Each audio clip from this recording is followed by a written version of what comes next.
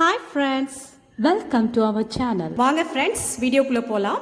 இன்னைக்கு கிளாஸ்ல நம்ம பார்க்க போறது என்ன அப்படின்னா past perfect tense. past perfect tense அப்படின்னா என்ன? தமிழ்ல சொல்லணும் அப்படின்னு சொன்னா இறந்த கால முற்றுவினை.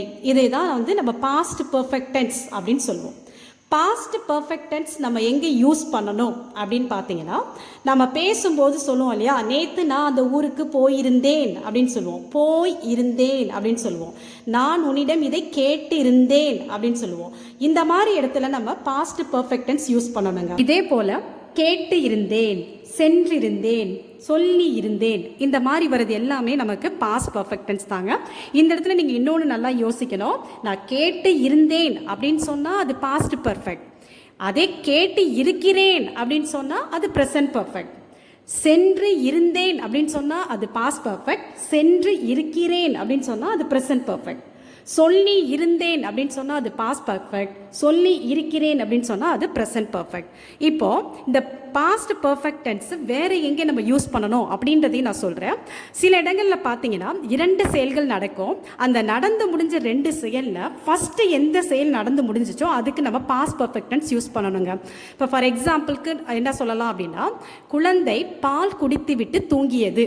இந்த சென்டென்ஸ் எடுத்துக்கோங்களேன். குழந்தை பால் குடித்து விட்டு தூங்கியது. இதில் ரெண்டு செயல் என்ன நடக்குதுன்னு பாருங்கள். குழந்தை பால் குடிக்கிறதுன்றது ஒரு செயல், தூங்குனது அப்படின்றது ரெண்டாவது செயல். ஸோ ரெண்டு செயல் நடக்குது. இதில் எந்த செயல் ஃபஸ்ட்டு முடியுது பாருங்க. பால் குடிச்சிட்டு தான் அது தூங்குச்சு.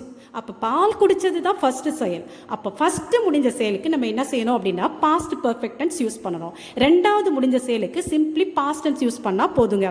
இதுதான் பாஸ்ட் பர்ஃபெக்ட் டென்ஸ் நம்ம யூஸ் பண்ணக்கூடிய இடங்கள். இப்போ அந்த பாஸ்ட் பர்ஃபெக்ட் டென்ஸ்க்கான ரூல் என்ன அப்படின்றத நம்ம பார்க்க போகிறோம். நான் சொன்ன மாதிரி அந்த ப்ரொனவுன்ஸ் வச்சு தான் நம்ம ரூல் ஃப்ரேம் பண்ணணும்.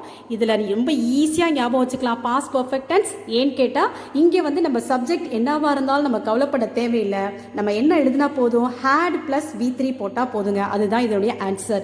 நம்மளுடைய சப்ஜெக்ட் என்ன பர்சனாக வேணாலும் இருக்கலாம். First person, second person, third person, என்னவாக வேணாலும் இருக்கலாம். எதுவாக இருந்தாலும் நம்ம என்ன ஆன்சர் பண்ணணும் அப்படின்னா ஹேட் ப்ளஸ் V3. இதுதான் இதனுடைய ரூல். இப்போ இதனுடைய க்ளூ வேர்ட்ஸ் அப்படின்னு பார்த்தீங்கன்னா ஆஃப்டர், பிஃபோர். இந்த ஆஃப்டர் பிஃபோர் வச்சு எப்படி சென்டென்ஸ் ஃப்ரேம் பண்ணணும் அப்படின்றத எக்ஸாம்பிள்ஸில் நான் உங்களுக்கு சொல்கிறேன். வாங்க பார்க்கலாம். First example, the child had slept before his father arrived. இந்த சென்டென்ஸ்க்கு மீனிங் என்னன்னு பாருங்க. குழந்தை அப்பா வருவதற்குள் உறங்கிவிட்டது அப்படின்னு கொடுத்துருக்கேன். இந்த சென்டென்ஸில் நமக்கு ரெண்டு செயல் நடக்குது பாருங்க. ஃபர்ஸ்ட் செயல் என்ன, ஒன்று குழந்தை தூங்குனது. ரெண்டாவது செயல் என்ன, அப்பா வர்றது. இங்கே ரெண்டு செயல் நடக்குது நமக்கு. இந்த ரெண்டு செயல்களில் எந்த செயல் ஃபஸ்ட்டு முடிஞ்சிருக்குன்னு பாருங்க. ஃபஸ்ட்டு முடிஞ்சது என்ன, குழந்தை தூங்குனது. ரெண்டாவது நடந்தது என்ன, அப்பா வந்தது.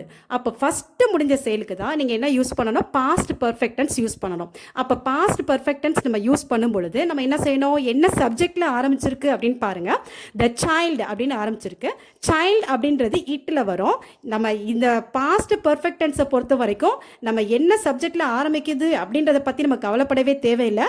என்ன சப்ஜெக்டில் ஆரம்பிச்சிருந்தாலும் நம்ம என்ன போட்டால் போதும், ஹேட் ப்ளஸ் V3 போட்டால் போதும். அப்போது இங்கே ஹேட் போட்டாச்சு. ஸ்லீப்போடைய V3 என்னது, ஸ்லெப்ட். ஸோ உங்கள் ஆன்சர் எப்படி வந்துருச்சு பாருங்க. The child had slept before his father arrived. Next example, I went to bed after I had finished my work. நான் எப்போ பெட்டுக்கு போனேன், என்னுடைய வேலையெல்லாம் முடிச்சுட்டு பெட்டுக்கு போனேன்னு கொடுத்துருக்கேன். அப்போ இங்கேயும் ரெண்டு செயல் நடக்குது. ஒன்று நான் பெட்டுக்கு போனது, இன்னொன்று நான் என்னுடைய வேலையை முடித்தது. இப்போ இதில் எது ஃபஸ்ட்டு முடிஞ்சிருக்குன்னு பாருங்கள். என்னுடைய வேலையை முடிச்சுட்டு தான் நான் பெட்டுக்கு போனேன். அப்போ ஃபஸ்ட்டு முடிஞ்ச வேர்ப் என்னது, ஃபினிஷ். அப்போ அந்த வேர்பில் தான் நீங்கள் என்ன யூஸ் பண்ணணும், பாஸ்ட் பர்ஃபெக்ட் டென்ஸ் யூஸ் பண்ணணும்.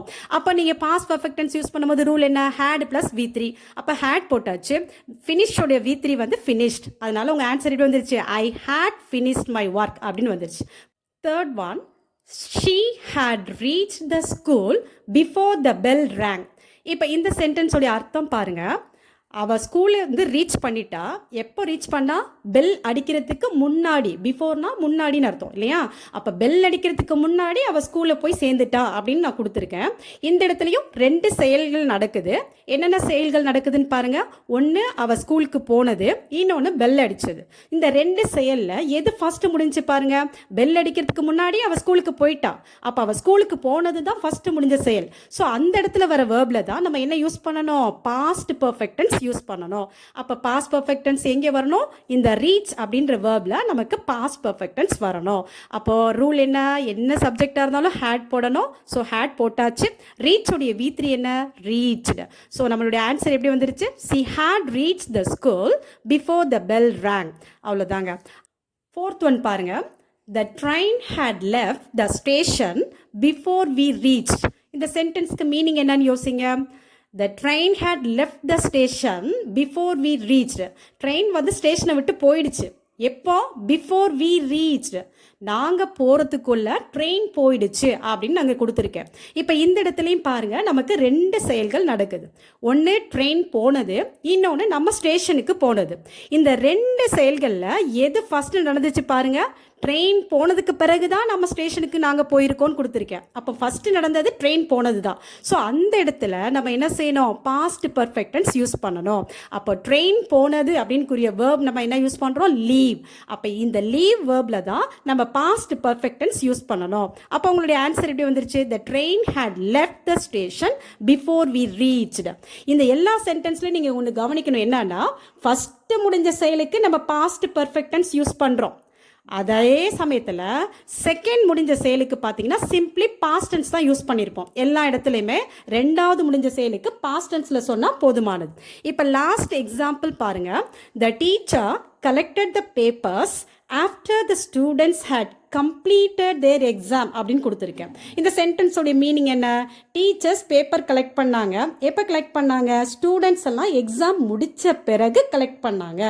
அப்போ இந்த இடத்துலையும் நமக்கு 2 செயல்கள் நடைபெற்றிருக்கு. அது என்னென்ன செயல்கள் பாருங்கள். ஒன்று டீச்சர் பேப்பர் கலெக்ட் பண்ணது, அது ஒரு செயல்.